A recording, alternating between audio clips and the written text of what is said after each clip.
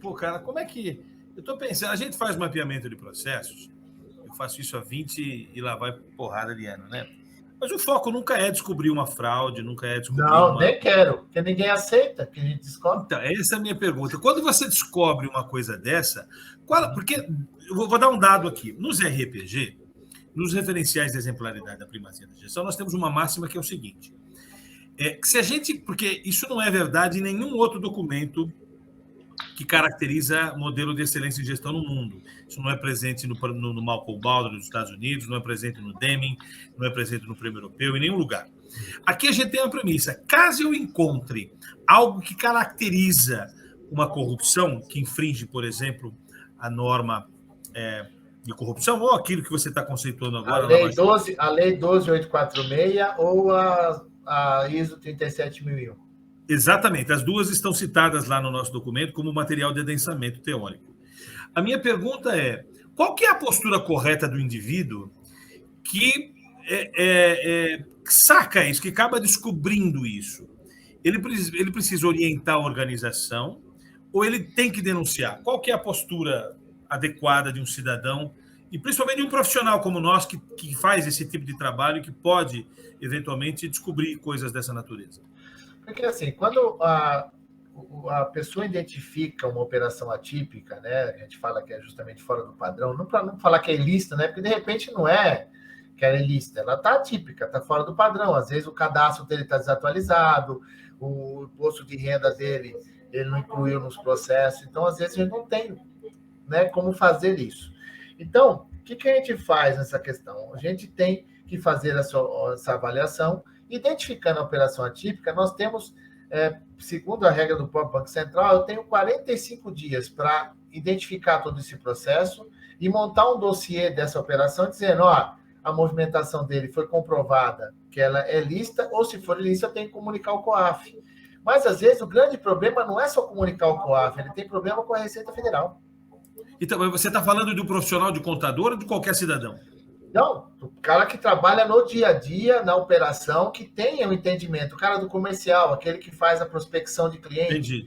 Aquele que faz, que tem que conhecer o cliente, saber qual que é a fonte da renda dele, como que ele vai te pagar, como que isso vai funcionar, né? Por exemplo, eu passei por isso uma vez, perguntei para o cara assim, como que funciona a sua empresa, né? Fazendo lá o Risk Assessment. Eu tenho ética parcial. Eu já me benzi, né? Assim, ética parcial deve ser um negócio do demônio, né?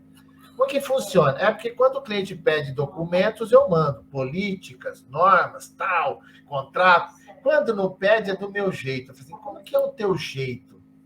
Meia nota, pagamento em espécie. Eu falei, misericórdia divina.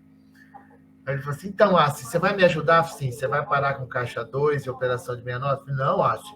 A principal parte da minha operação é assim, então, desculpa, meu amigo, eu não posso prestar serviço para você. Se eu entrar aqui, com isso eu tenho que comunicar ao COAF que eu estou prestando serviço para uma empresa com operação atípica. Aí ele, você não faria isso comigo? Foi por isso que eu nem vou entrar. Porque se você não parar, porque eu estou prestando serviço para ti, meu amigo, eu sou corresponsável. Hoje, todo ano, eu tenho que informar o COAF se eu tive ou não operações atípicas na minha empresa, e se eu não tive, eu tenho que mandar uma declaração de negatividade. Mas, Marcos, deixa eu te fazer uma perguntinha para você. Às vezes a gente chega na organização e faz um processo que a gente chama de estudo de viabilidade econômica, né? A gente trabalha com inovação. Então, o cara, eu estou querendo estruturar o parque, tal. Aí nós vamos perguntar para ele, tá, beleza, então vamos fazer uma análise econômica disso, né? Vamos ver quanto você fatura, quanto é que você tem de custo aí, e a gente saber qual vai ser o payback disso para você e quanto você vai ter que aumentar a sua receita para poder, né, flexibilizar esse payback dentro da suas intenções aí. Aí o cara chega, você quer o quê? O balanço gerencial ou o balanço contábil? Porque nenhum dos dois bate. Como é que você vê isso, cara? Os dois deveriam ser iguais. É impossível você chegar na empresa e perguntar assim, existe 2 balanços, Paulo, o gerencial e o contábil. Vamos lá. O contábil, está reproduzindo o pós-morte. Já aconteceu, estou registrando o que já aconteceu. O gerencial pode estar lá com valor futuro, trazendo a valor presente, não tem problema nenhum. Em todo lugar que eu passei como contador, a gente conciliava o gerencial com a contabilidade. E fazia os ajustes no gerencial, porque os caras sempre esqueciam que tinha imposto, né? Exato. Eles faziam a movimentação e lembravam, esqueci que tinha imposto. Ah, mas tem imposto nisso? Quem mandou por imposto? Às vezes eu, meio ignorante que eu já estava, assim, minha mãe mandou por imposto aqui, agora nós vamos incluir. Cara, tá na lei, querido. Você tem que, antes de fazer qualquer coisa no gerencial, M&A, eu acho bonito quando fala M&A, né?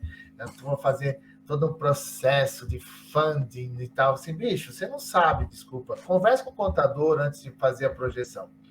Então, a questão, às vezes, tem que tomar um cuidado, né? Em que o gerencial e o contábil, eles não estejam tão diferentes na forma de fazer, não tenha manipulação, tá? Que esse é o problema, tá? Então, essa é a minha preocupação, que eu já passei por isso também, viu, Paulo?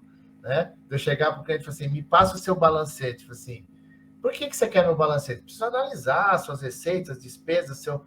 Ah, não, a gente manipula o balanço. Vixe, eu quase infartei, né, bicho? Tanto que agora nos meus projetos eu estou colocando adicional de insalubridade, né? Porque tem coisas que eu vou descobrir só depois que eu entro. Então eu tenho que colocar uma verba a mais que é para os remédios que eu tenho que tomar. Então, Paulo, é assim, ó. A questão contábil não tem como errar. A menos que faça de propósito. Exato. Mas gerencial é o gerencial. Eu não me preocupo muito. Eu quero o que está mandando para a Receita e para os órgãos reguladores. É o principal. O gerencial, ele pode ter um ajuste, ele pode ter um juro sobre capital próprio, que ele não lançou na contabilidade, mas ele já lançou. Tem alguma operação que ele está fazendo que não está na contabilidade. Então, não tenho muito... A contabilidade ela tem que representar o que realmente a empresa tem, tanto dos seus ativos, passivos, receitas e despesas. O gerencial, eu até aceito o ajuste, mas não é o gerencial com que eu pago imposto, não é o gerencial com que eu pago as minhas obrigações. Então, eu não me preocupo muito. Quer dizer, o gerencial é como a empresa calcula pagamento de bônus, pagamento de ajustes, de PLR. Então, nunca é feito pela contabilidade. A contabilidade vai registrar o que a empresa decidiu de pagar por isso. Então, existe uma linha tênue entre os dois, tá? Só que ela não pode se casar demais, né? Você fala assim, pô, você tem esse ativo aqui que não está na sua contabilidade.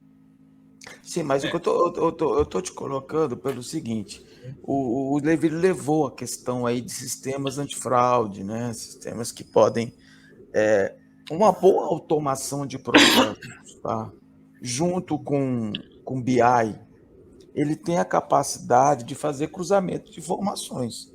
Então, se eu tenho lá o balanço gerencial, vamos pensar no gerencial, vai que seria o contábil, mais algumas coisinhas aí. E se eu olho o centro de custos e analiso o BI vê variações abruptas, eu não estaria ali detectando, como é que você fala, possíveis... movimentações atípicas. Movimentações, vamos dizer assim, atípicas. Tipo assim, do exemplo, uma escola só cabe 20 carteiras e você comprou 240. Tem coisas que fogem um pouco do padrão. Aí não é gerencial, né? Aí é supragerencial, né? Passou. E às vezes eu falei outro dia, quando você falar sobre BI, que eu falei para um cliente meu, assim, o BI está numa linha tênue entre baita ignorância e business inteligência. Você precisa saber como você define isso. Sensacional. Porque se você não cria indicadores adequados, você nunca vai saber como o seu negócio realmente está sendo gerido e como que ele está sendo feito. Então, se você não cria um processo de indicadores onde você consiga fazer uma gestão e as suas decisões sejam adequadas, é baita ignorância. E o business inteligência é você criar indicadores e poder tomar decisão em cima disso. Não? Que nem você. Como que eu faço isso no mobilizado, que eu tenho registrado lá, sei lá, 240, eu crio uma depreciação, uma despesa, depois você não acha essas cadeiras em algum lugar, essas carteiras. Peraí, amigão, é o famoso Houston, we have a problem, né? Então, aquilo que está registrado, ele tem que ter uma referência e tem que ter uma forma que... E uma coisa que eu falo muito em controle interno, tá? Eu não implemento controle interno para atender o órgão regulador, eu implemento controle interno para que as pessoas possam justificar as suas ações, atitudes e os seus riscos dentro do processo. Sensacional. Isso é muito importante você estar dizendo aqui, porque é muito comum se dizer, o cara que defende controle interno, fazer isso à luz de um auditor ou de qualquer pessoa que tem exigência. Não, você está fazendo o controle que eu possa me defender de qualquer circunstância que me seja...